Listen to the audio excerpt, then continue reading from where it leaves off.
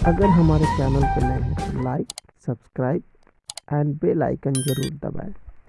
Hello दोस्तों, आज मैं एक पिता की कहानी आप लोगों से शेयर करूंगा।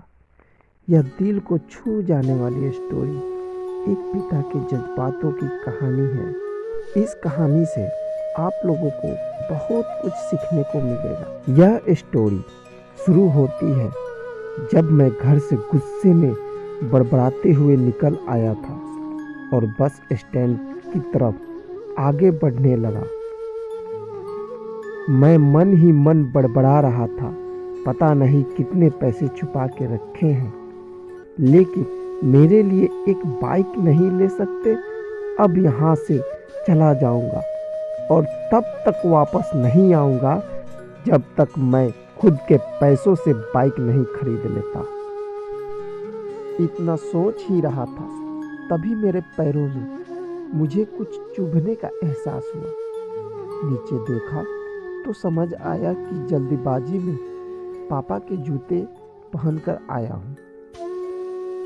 उन जूतों में कील उभरी हुई थी जो मेरे पैर में बार बार घाव किए जा रही थी, लेकिन उस समय गुस्सा अधिक था तो मैं बड़बड़ाते हुए आगे बढ़ गया। एकाएक मुझे याद आया कि मैं पापा का पर्स भी साथ ले आया हूँ।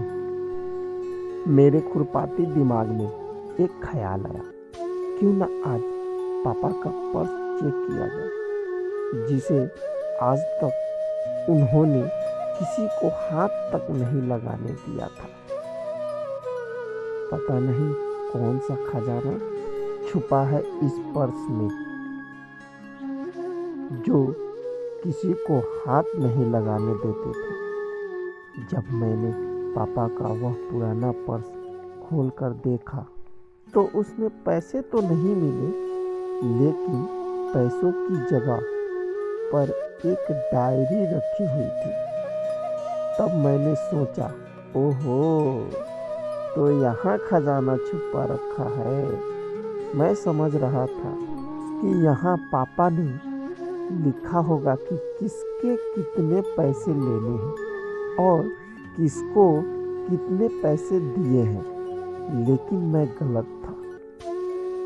जब मैंने उस छोटी सी डायरी का पहला पेज खोलकर देखा तो वहाँ पर जो लिखा था वह थोड़ा सीरियस कर देने वाला था। डायरी में जो लिखा था, 50,000 मेरे बेटे के कंप्यूटर के लिए। यह वही कंप्यूटर था जिसे मैं आज तक यूज कर रहा हूँ, लेकिन मुझे यह पता नहीं था उस कंप्यूटर को खरीदने के लिए पैसे कहाँ से आए थे। लेकिन आज पता चल रहा था। मुझे आज भी याद है जब मैंने पहली बार कैमरे के लिए जिद की थी, जो मेरे पापा ने मुझे 2 हफ्ते बाद मेरे बर्थडे पर ला कर दिया था, जिसे देखकर मैं बहुत खुश हुआ था। और मुझे खुश देखकर मुझसे कहीं ज़्यादा अगर कोई खुश था तो वह मेरे पापा थे।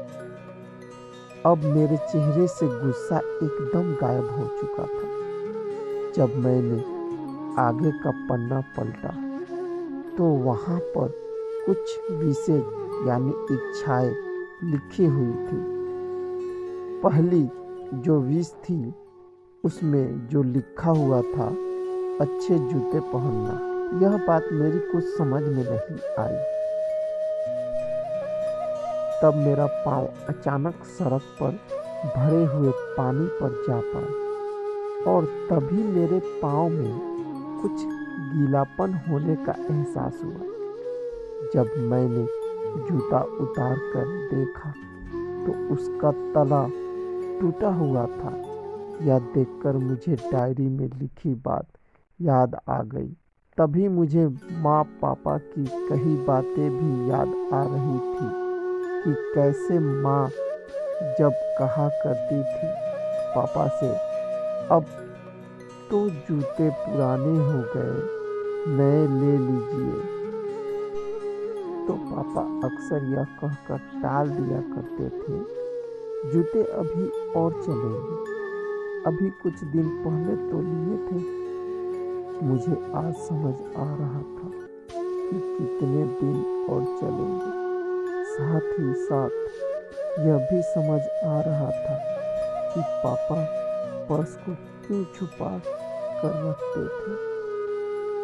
तभी उस डायरी को पढ़ते हुए बस स्टैंड पर पड़ी बेंच पर आकर बैठ गया। अब उस डायरी का आखिरी पन्ना बचा हुआ था। उस पन्ने को जब मैंने पलट कर देखा तो वहाँ कल की डेट लिखी हुई थी। तारीख के नीचे लिखा हुआ था 50,000 रुपये बाइक के लिए। बस इतना पढ़ा और दिमाग सही रह गया। अब मेरे मन में कोई शिकवा गिला नहीं बचा था। बस मेरी आंखों से आंसू चले आ रहे थे। मुझे आज तक नहीं पता तब मैं क्यों रोए जा रहा था। अब मैं जल्दी से घर की तरफ भागा, लेकिन जूतों की वह कील पाँव में अब तक घाव बनाने में कामयाब हो चुकी थी। मैंने जूतों को रास्ते में ही निकाल कर फेंक दिया और भागते लड़खड़ाते हुए घर जा पहुंचा। लेकिन पापा घर पर नहीं थे। मैं समझ गया वो कहाँ थे। मैं सीधा पास वाली बाइक एजेंसी की तरफ भागा। पता नहीं आज कहाँ से इतनी ताकत आ गई थी कि मैं भागते हुए थक नहीं रहा था, और वह भी बिना जूतों के नंगे पैर। जैसे तैसे मैं बाइक एजेंसी पर पहुंचा। पापा वहीं थे। मैंने पापा को दौड़कर गले लगा लिया और मेरी आंखों से आंसू रुकने का नाम ही नहीं ले रहे थे। पापा को समझ नहीं पा रहे थे आखिर हो क्या रहा है, मैं क्यों रो रहा। मैंने पापा से कहा, पापा मुझे मोटरसाइकिल नहीं चाहिए, आप अपने लिए जूते ले लीजिए। अब आज से मैं जो भी करूँगा, आज से मैं जो भी करूँगा अपनी मेहनत से अपने बलबूते पर पढ़कर करूँगा पापा। ठीक ऐसे ही होते हैं हमारे पिता। हम अक्सर देखते हैं कि हम अपनी माँ से हर बात शेयर करते हैं और माँ भी इसके बदले में हमें बहुत प्यार देती है, बहुत प्यार करती है। लेकिन एक शख्स ऐसा भी होता है जो तुम्हें छुप कर प्यार करता है। वो होते हैं हमारे पिता। यह परिवार में एकमात्र ऐसा व्यक्ति होता है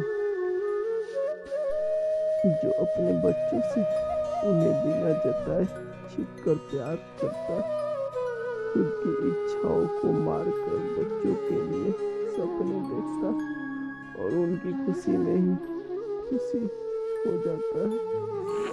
मुझे नहीं पता कि आप अपने पेरेंट्स की इज्जत करते हो या नहीं, लेकिन अगर आपके पास पेरेंट्स हैं तो आप बहुत ही खुशकिस्मत हो। उनका आदर करो।